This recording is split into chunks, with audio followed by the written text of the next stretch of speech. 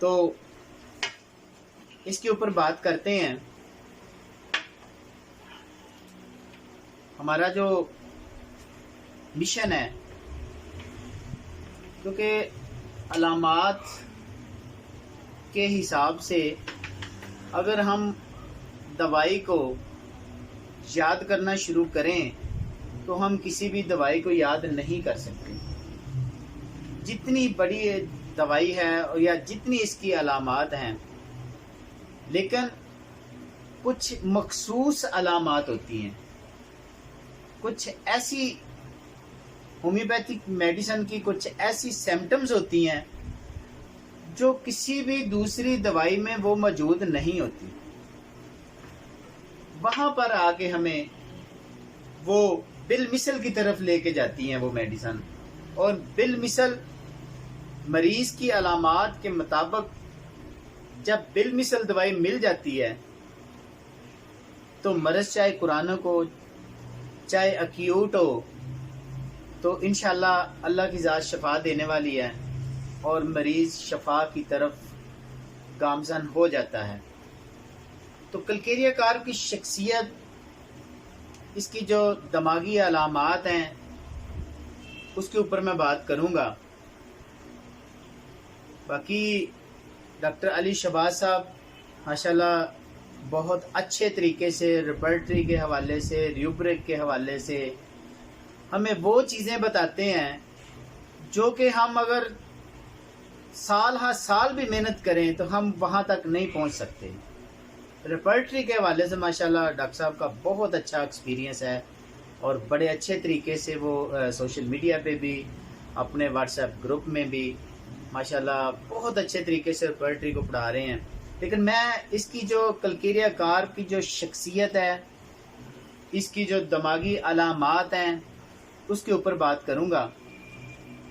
तो सबसे पहले हम देखते हैं कि कोई भी होम्योपैथी दवाई किस चीज़ से तैयार होती है।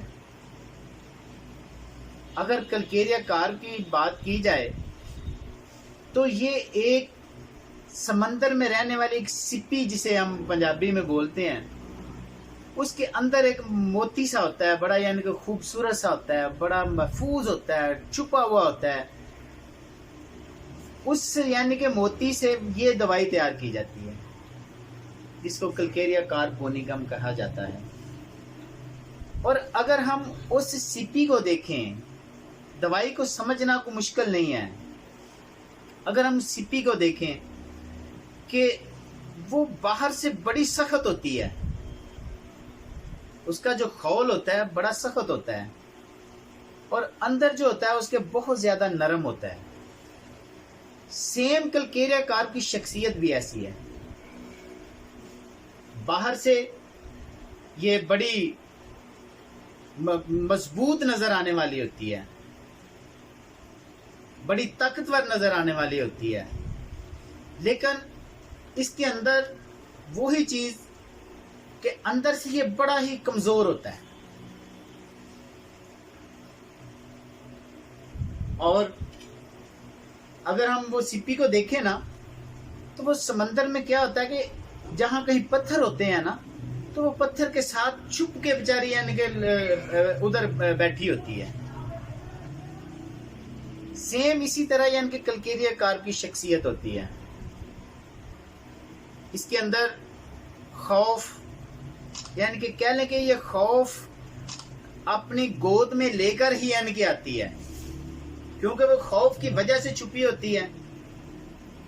और सेम कलकेरिया कार की शख्सियत भी ऐसी है, बाहर से बड़ी मजबूत नजर आती है, लेकिन इसके असाब बड़े ही पिलपले किस्म का यानी कि ये शख्सियत होती है, बड़ा ही नरम, यानी कि इसके हड्डियां जो है कमजोर होती हैं।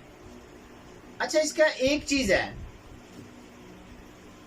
ये दिमागी तौर पर बहुत ज्यादा एक्टिव भी होता है। अगर ये फिजिकली ये सुस्त होता है, लेकिन दिमागी तौर पर ये बहुत ज्यादा एक्टिव भी होता है।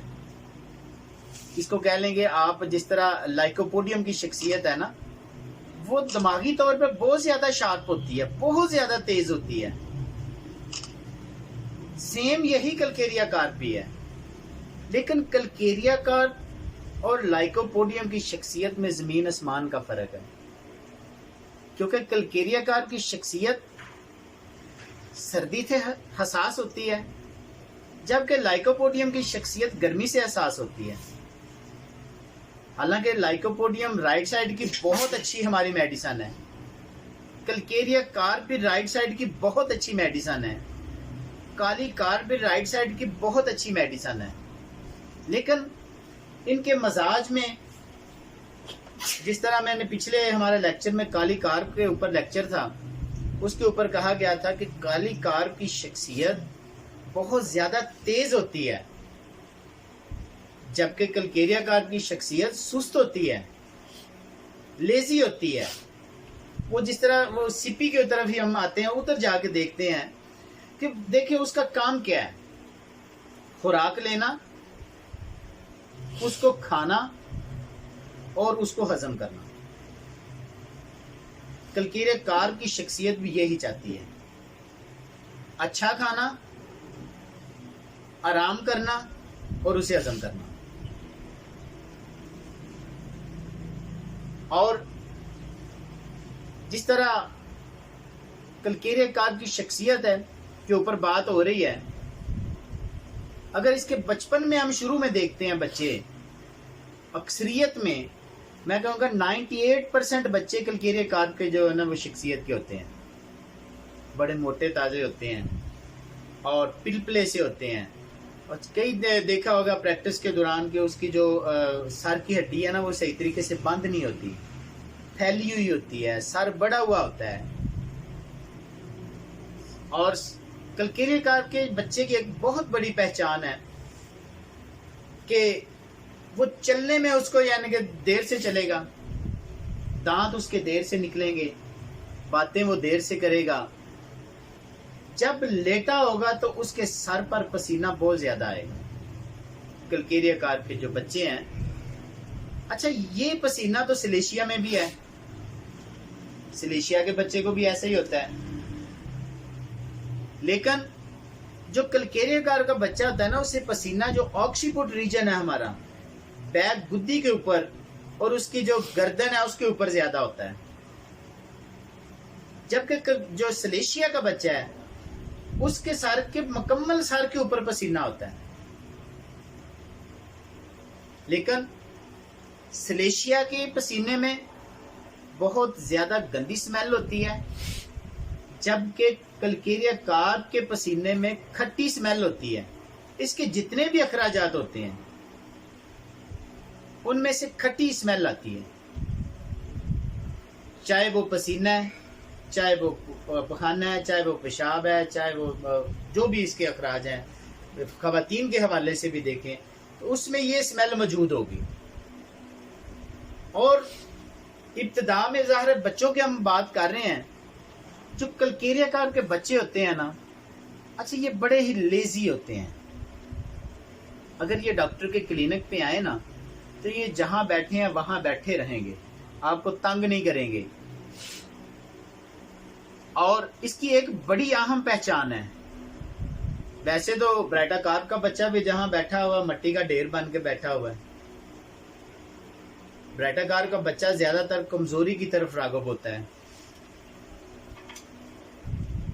लेकिन वो जहां पे बैठा है, ब्राइटा कार्प का बच्चा जहां पे बैठा है वहां पर ही बैठा आपको नजर आएगा। जो कलकेरिया कार्प के बच्चे को अगर आप गौर से देखेंगे, वो बैठा एक जगह पे होगा, नजरें उसकी नीची होंगी, लेकिन वो अपने हाथों की उंगलियों से इस तरह खेल रहा होगा, कहीं उठ के वो दूसरे सोफे पे नहीं जाएगा। और अगर यही बच्चा टैरेंटुला का हो, यही बच्चा वेरेट्रम एल्बम का हो, तो मजाल है कि डॉक्टर को अपने मरीज से अच्छे तरीके से बात कर सके। यही बच्चा कैमोमिला का हो,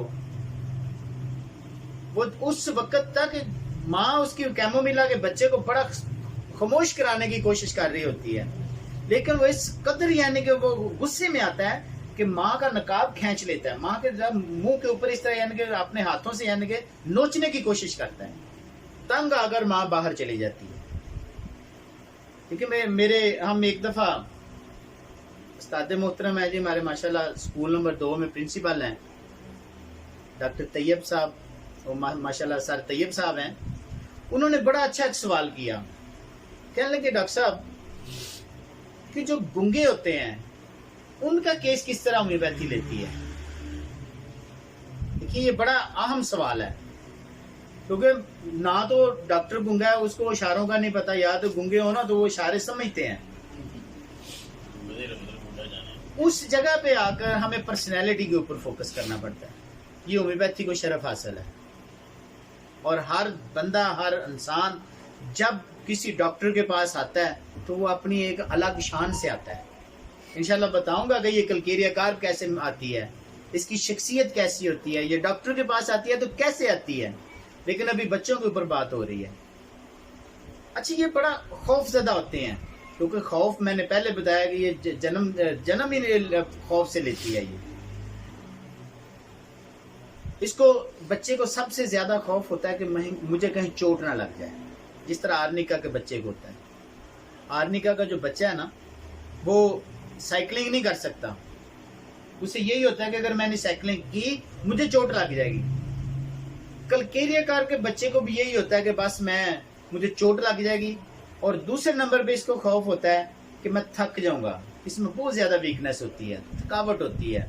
अक्सर बच्चे देखे होंगे खेलते हुए, या अक्सर वो वॉक के जो दोस्त जाते हैं वॉक पर जाते हैं, वो थोड़ा सा यानी कि वॉक करने के बाद एक बंदा जनाब पसीने से शराबूर हो जाता है, लेजी होता है, सुस्त होता है, जिस्म उसका यानी कि कलकेरिया कार्प की शख्सियत का यानी कि तरह का होता है। वो क्या कहेगा, वो कहेगा कि यार चले यार मैं थक गया हूँ, बड़ा इतनी सैर बड़ी है।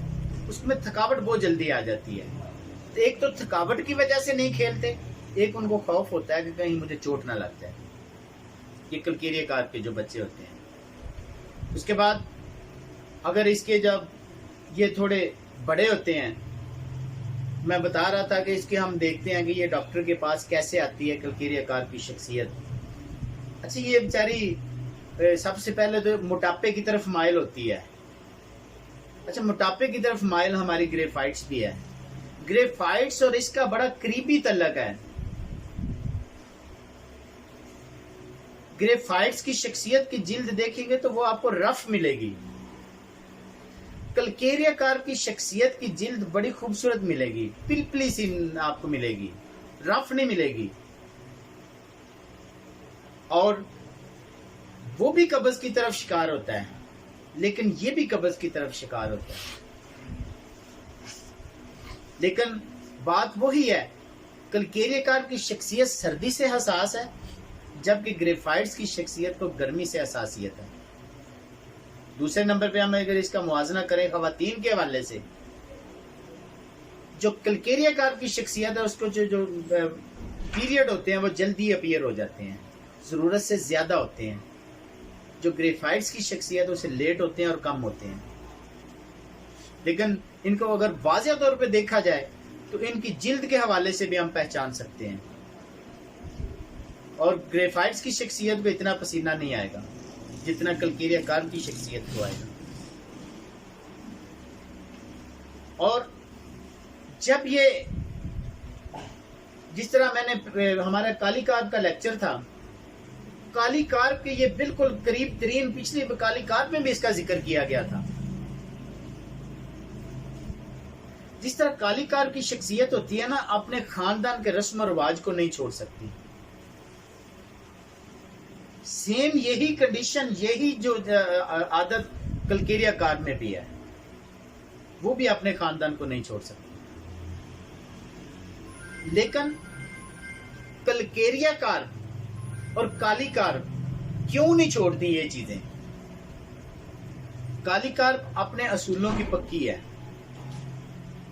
लेकिन कलकेरिया कार्प जो है ना, ये अपने कह लें कि खानदानी रस्म और रिवाज, और इसको यही होता है कि अगर मैंने ये रस्म और रिवाज छोड़ दिया तो क्या बनेगा, मैं नहीं छोड़ सकता। लोग क्या कहेंगे कि आपका खानदान इस तरह का ये काम करते थे, आपने क्यों नहीं किया? ये चेंज नहीं चाहता, तब्दीली नहीं चाहता। अगर इसके पास कोई कार है तो ये उसी कार को ही लेके चलेगा, जल्दी से वो उसको चेंज नहीं करेगा, बेशक उससे अच्छा भी मॉडल इसको मिल जाए। इसके ज़हन में ये खौफ होता है कि अगर मैंने चेंज कर ली तो पता नहीं क्या होगा, ये सही चलेगी भी कि नहीं चलेगी। यही चीजें मोबाइल के नाते से देख लें, कुछ लोग ऐसे होते हैं जो मोबाइल जिन्होंने लिया हुआ है वो ही लेके रखते हैं। वो कहते हैं कि अगर मैं न्यू लूंगा तो एक तो मुझे वो पता नहीं चलेगा ना चले या मुझसे चले के ना चले, खौफ इसके अंदर मौजूद होता है। ये इस तरह कह लें कि हमारे मुआशरे में जिस तरह ये लोग जिस मोहल्ले में रहते हैं, जिस मकान में इसके आबाओ अजदाद रहते हैं, ये वहीं रहने की कोशिश करते हैं। ये वहीं रहने की कोशिश करेंगे। क्यों? कहेंगे कि नहीं जी ये तो हमारा मोहल्ला है, हमें सारे लोग जानते हैं, हम नई जगह पे जाएंगे पता नहीं किस तरह के लोग होंगे और हम कैसे यानी कि जिंदगी बसर करेंगे। ये अपने आबाओ अजदाद की रस्मों को नहीं छोड़ना चाहते, खौफ की वजह से। इसको ये खौफ होता है कि मैं नाकाम हो जाऊंगा। इसलिए कुछ डॉक्टर हजरात भी ऐसे होते हैं जो अपने क्लिनिक भी सही तरीके से नहीं करते।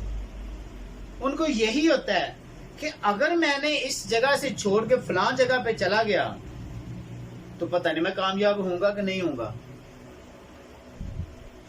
ये चीज अनाकार्डियम में भी है। अनाकार्डियम का जिस तरह मैंने बताया, इसके दो जमीरों वाला आदमी होता है।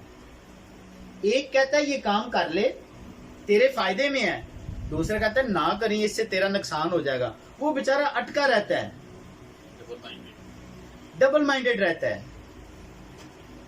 लेकिन ये वो कह लें कि दो जमीरों से फैसला नहीं कर सकता, लेकिन ये कमजोरी की वजह से, अपनी नाकामियों की वजह से फैसला नहीं कर सकता। और इसकी जो कलकेरियाकार की शख्सियत होती है ना, ये जल्दी बुढ़ापे की तरफ चली जाती है। इसके मुंह के ऊपर झुर्रियां बड़ी जल्दी आ जाती हैं और उन झुर्रियों को छुपाने के लिए ये मेकअप करती है। और मेकअप तो थुजा भी करती है, लेकिन वो क्यों करती है? वो अपने चेहरे की फ्रैकल्स को छुपाने के लिए मेकअप करती है। मेकअप तो प्लाटिना भी करती है, वो अपनी जो साख बरकरार रखने के लिए करती है। मेकअप तो कहने के लाइकोपोडियम भी करता है। वो जिस तरह मैंने बताया ना कि वो मेकअप इसलिए करता है कि वो निगाह में रखना चाहता है खातून को, बस मेरी तरफ अट्रैक्ट हो। और ये मेकअप क्यों करती है कलकेरियाकार? ये अपनी झुर्रियों को छुपाने के लिए करती है। और वो बेचारी जब भी कहीं शादी फंक्शन पे जाती है ना, शादी फंक्शन तो दूर की बात है, आप यकीन करें कि आपके क्लिनिक पे कुछ लोग ऐसे आते हैं, कुछ खवातीन ऐसी आती हैं, आप देखना कि वो पसीने से शराबूर होंगी और उन्होंने खूबसूरत अपना मेकअप किया होगा, खूबसूरत कपड़े पहने होंगे, ऐसे लगेगा जैसे किसी बहुत बड़े फंक्शन में जा रही है। और जब चल के आएगी उसका सांस बेचारी का फूला हुआ होता है। तो जब आप पूछेंगे कि आप कहीं शादी फंक्शन पे जा रही हैं, नहीं नहीं डॉक्टर साहब मैं तो सिर्फ आपके पास दवाई लेने आई हूँ। यानी कि इस कदर अपनी जो मेकअप का ख्याल रखती है। कहते हैं ना कि ये अगर इसको पीछे से देखा जाए, इसका चेहरा ना देखा जाए, झुर्रियों वाली वगैरह ना देखी जाए, तो मेकअप के हवाले से, इसकी शान बान, इसके जो लिबास के हवाले से बंदा जज नहीं कर सकता कि इसकी उम्र 40 साल है। ये 20-25 साल की नजर आती है अपने आप को। और ये क्यों करती है? ये इसलिए करती है कि अपने अंदर की जो कमजोरी है उसके अंदर मौजूद है, कहीं दूसरे ना देख लें। इसको खौफ होता है कि मेरी इस कमजोरी को कहीं दूसरे ना देख लें। शादी वगैरह में जाएगी तो बन संवर के जाएगी। और जैसे ही ये चलना शुरू करती है, इसका सांस फूल जाता है।